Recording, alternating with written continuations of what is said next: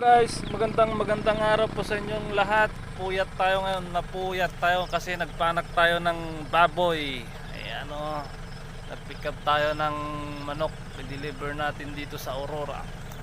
Oh, ka-quality guys. So, 500 yan guys. Ayan o, 500 na cubs.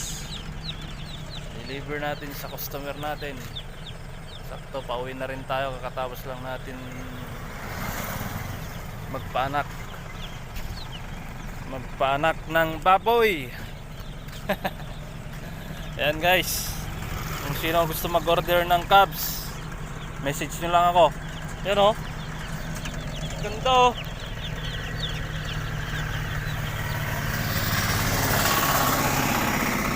Salamat.